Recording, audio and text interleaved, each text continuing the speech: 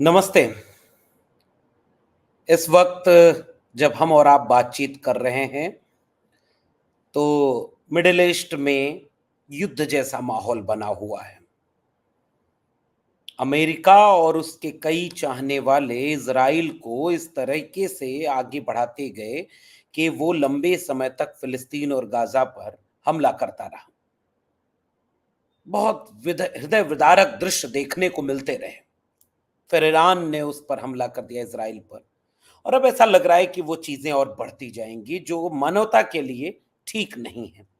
युद्ध इंसानियत के खिलाफ होता है, लेकिन एक युद्ध होता है जो दिखता नहीं है। कोई मिसाइल मारे, कोई इंसानों को मारे, लाशें बिछ जाएं, कोई अपनी ताकत से दुनिया चलाने की कोशिश करे कि नहीं, जैसे हम चाहते हैं वो दुनिया चले, वो दिखता है। लेकिन एक विनाश होता है जो दिखता नहीं है, वो भीतर भीतर से सभ्यता को, मनुष्यता को मारता है। मौजूदा वक्त में अगर हम भारत की बात करें तो यहां शिक्षा व्यवस्था से लेकर के नफरत का एक युद्ध चल रहा है। बांटने का, तोड़ने का, आपस में लड़ाने का। और जब चुनाव आते हैं तो इस तरह के मुद्दे बढ़ जाते हैं। आज हम बात करेंगे हरियाणा चुनाव से जोड़कर राहुल गांधी के उस बयान पर, जिस पर राहुल गांधी ने कहा कि मैं जब कभी आरएसएस के लोगों को देखता हूं तो वो कैसे मुंह बना के रहते हैं, और कैसे उन्होंने नीतियों के साथ साथ विचारधारा की इस लड़ाई को बिल्कुल क्लियर पहचान करके उसको एक सामने के युद्ध में तब्दील किया है। बात आरएसएस की करें तो एक ऐसा संगठन जो इस देश में गैर राजनीतिक होने का दावा करता है, लेकिन वह सबसे बड़ी राजनीति कर रहा होता है। कभी वो प्रधानमंत्री का चेहरा कौन होगा उसको बनवाता है, तो कभी कोई जिन्ना की मजार पर जाकर तारीफ कर दे तो उसकी राजनीति को खत्म कर देता है। कभी कहता है कि 75 साल का नियम अब आपके ऊपर भी लागू होगा, तो कभी कहता है कि बीजेपी का राष्ट्रीय अध्यक्ष अब हमारी पसंद का बनेगा, और भीतर भीतर वो पूरी राजनीति को कंट्रोल करता है। सामाजिक मुद्दों पर जब आरएसएस बोलता है या उसके प्रमुख बोलते हैं तो सामने से दबाव में ये दिखावा तो जरूर करते हैं कि वो आरक्षण के समर्थक हैं, संविधान को मानने वाले हैं, मानवता के प्रेमी हैं, लेकिन उनकी नीतियां, उनके विचार और उनकी गतिविधियां खाई को बढ़ाने का काम करती हैं, एक दूसरे को लड़ाने का काम करती हैं, और सामाजिक न्याय, आरक्षण और संविधान के खिलाफ विचार को स्थापित करती हैं। आरएसएस का मूल विचार यह है कि मुट्ठी भर लोगों के हाथ में ताकत रहे, सम्मान रहे, सत्ता रहे, और बाकी लोग उस तरह से बने रहें कि उस ताकत को बनाए रखने के टूल बने रहें।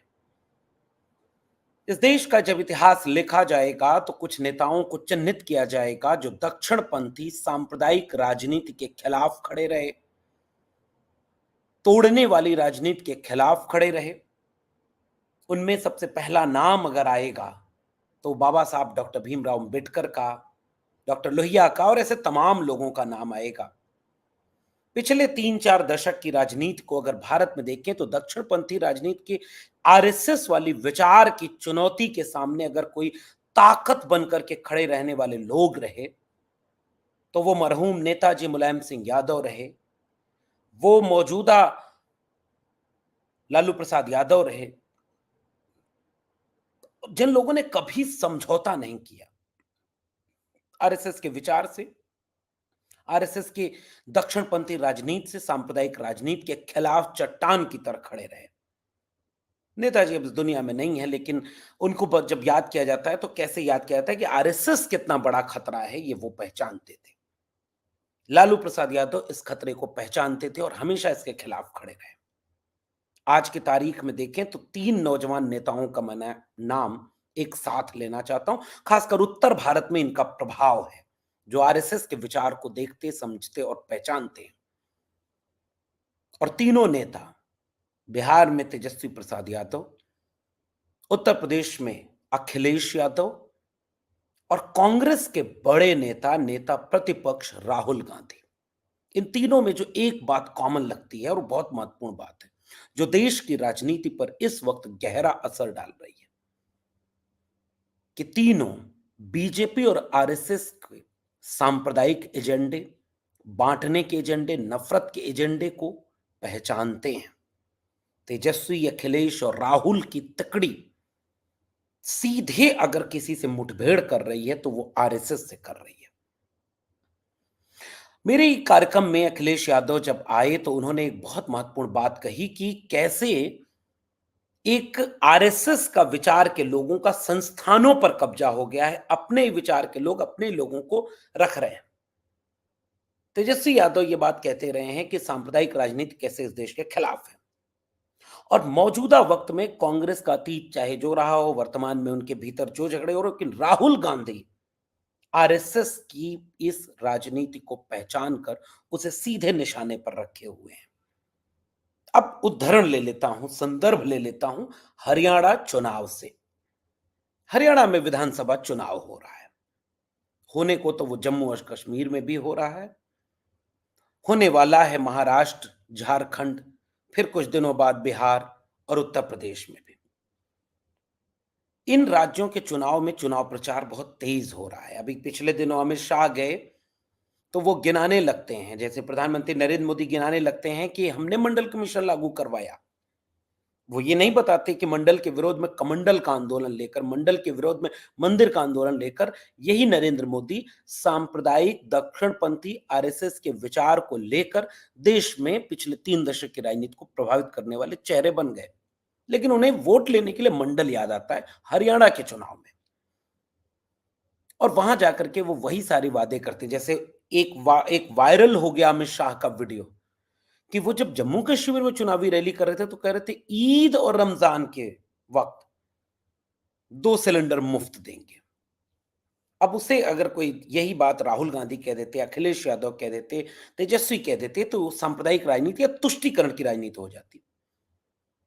इन सारी पृष्ठभूमियों में राहुल गांधी ने हरियाणा के चुनाव में बहुत सलीके से एक बहुत महत्वपूर्ण बात कही, सीधे अटैक किया।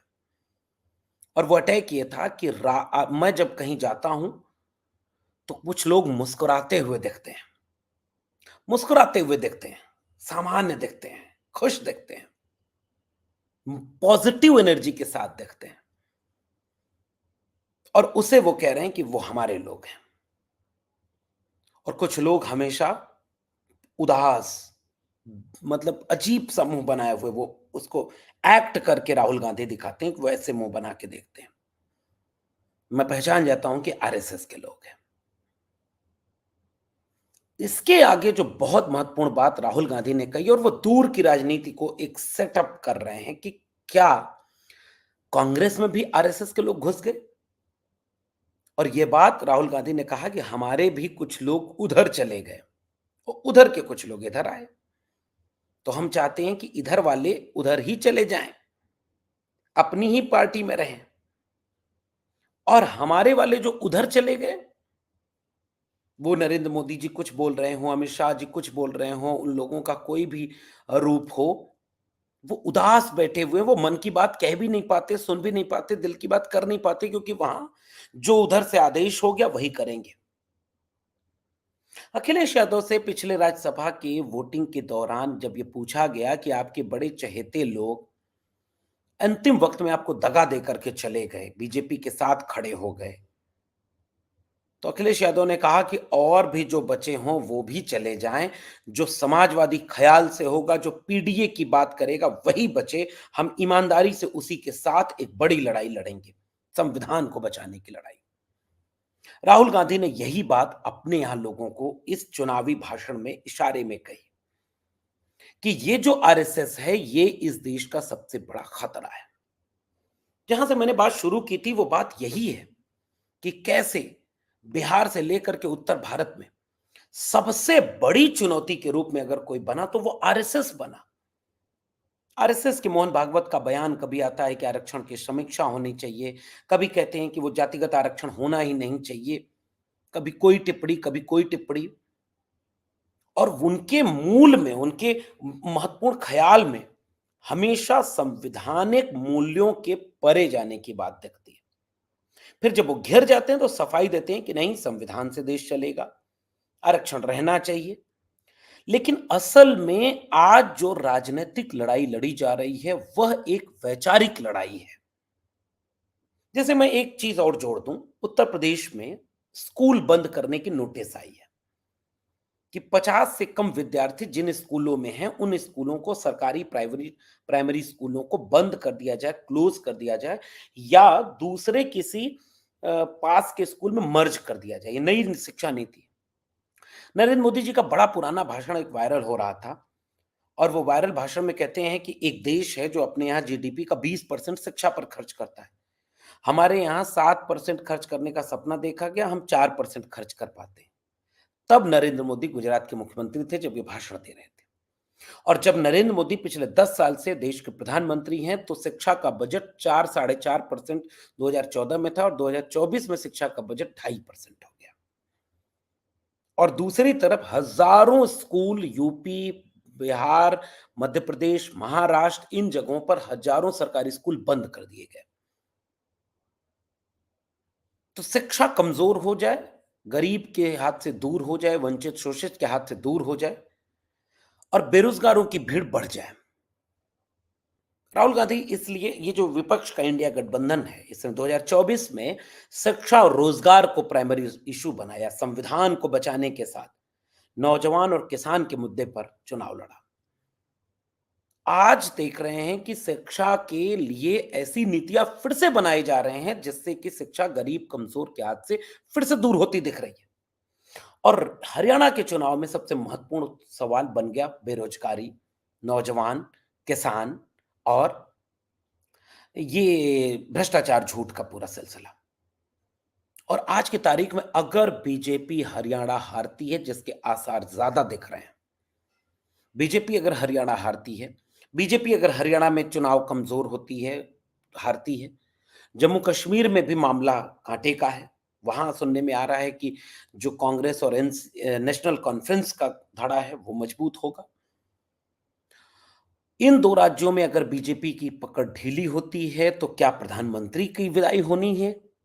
इसलिए नीतीश कुमार वहां नाराज दिख रहे हैं। बिहार में जेपी नड्डा बार बार रैली करने जा रहे हैं। अपनी बी टीम जन स्वराज को वहां पर आज पार्टी लॉन्च करने के लिए दे दिया गया, और नरेंद्र मोदी जी पूरी ताकत लगाए हुए हैं कि हरियाणा चुनाव में वो किसी तरह जीत जाएं, क्योंकि अगर हरियाणा हाथ से निकला तो इसका असर महाराष्ट्र पर पड़ेगा।